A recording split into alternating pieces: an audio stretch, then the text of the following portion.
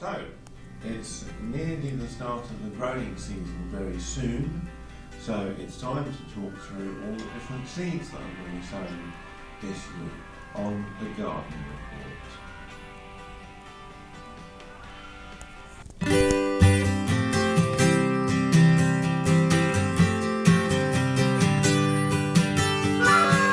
So over the next few garden report vlogs, I'm going to talk through all the different varieties that I'm growing, and we're starting in this one with the root vegetables and the flowers and miscellaneous bits and bobs that I couldn't categorise. So here we go. Let's start with the flowers. Now I went for Nigella Persian Jewels, Love in a Mist, because they're very beautiful. This particular one has a very wide colour range, lots of pinks, purples, lilacs, blues, and that'll be flowering right through summer. Dahlias, I chose those because my dad used to grow dahlias, and so this is a bit of a thing for him really, and in fact I chose a particular variety that I think was the exact same one that he used to have in his garden, and it's pompon double mixed, and they have very, as it says on the packet here, very globular blooms.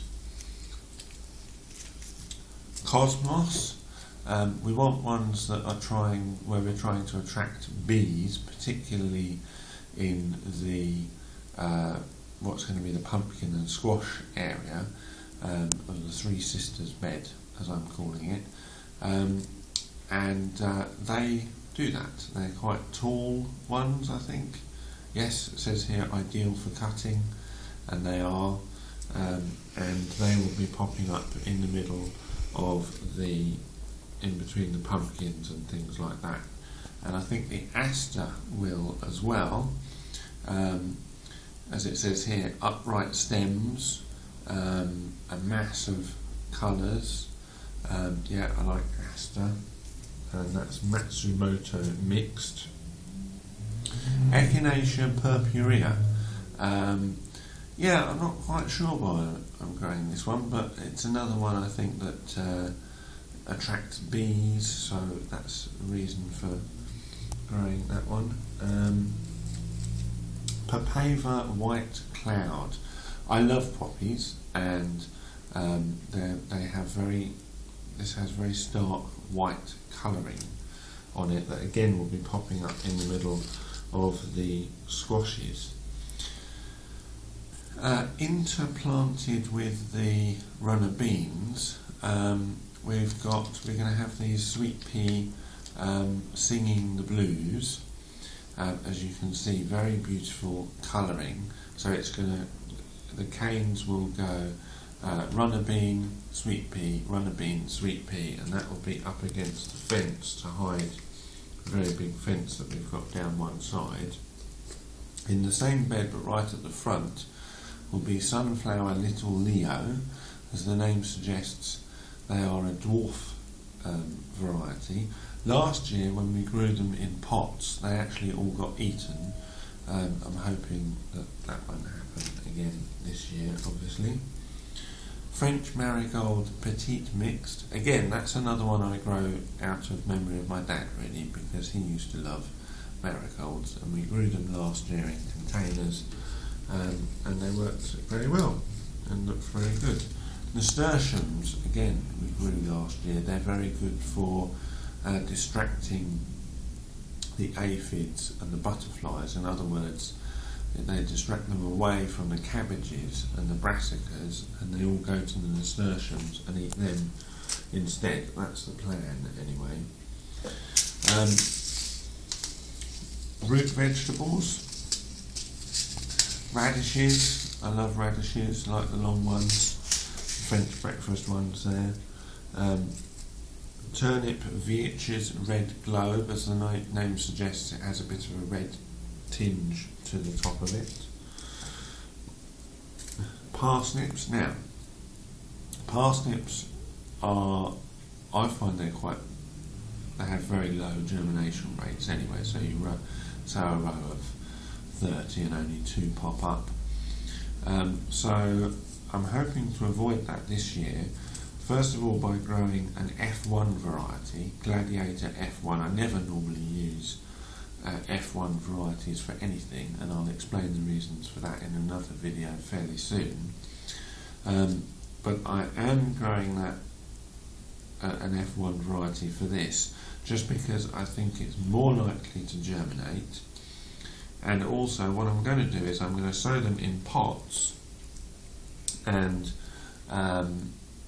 when I sow them in pots, I'll then obviously only transplant the ones that actually germinate, so that should be saving some space as well. Salsify, I've never grown before. I'm not entirely sure what it is, to be honest, but apparently it's another kind of winter root. I'll read what it says on here. Long white tapering roots, there we are, with a smooth texture and delicious flavour. It's another winter root, so it'll go in the same bed as the parsnips. More parsnips there. Scorzonera, the same as with the Salsify really. I've never grown it before. Don't know what it is, but I do have a bit of a rule of every year growing at least 2 or 3 things that I've never grown before, just to try them out. Radish Cherry Bell. Now these are very small ones, very globular, and because of that they're quite suitable for growing in containers, I found. We grew them last year and they were very successful in containers. Carrot Purple Haze does exactly what it says on the tin. It's a carrot and it's purple. Celeriac Giant Prague, not really a root vegetable, more of a kind of bulb vegetable, I suppose. And if you've never grown it before, it is a bulb, and it tastes, or not bulb, it's more of a stem. It produces a bulbous stem. That would be a better way of describing it, I think. And when you peel it and grate it into salads or whatever, it tastes exactly like celery, which is why it's called Celeriac. More parsnips. Beetroot. Do like to grow a little bit of beetroot, although we've probably got quite a lot left over from last year. And yeah, I think this one can be grown quite well in containers actually. I'm certainly going to try that anyway.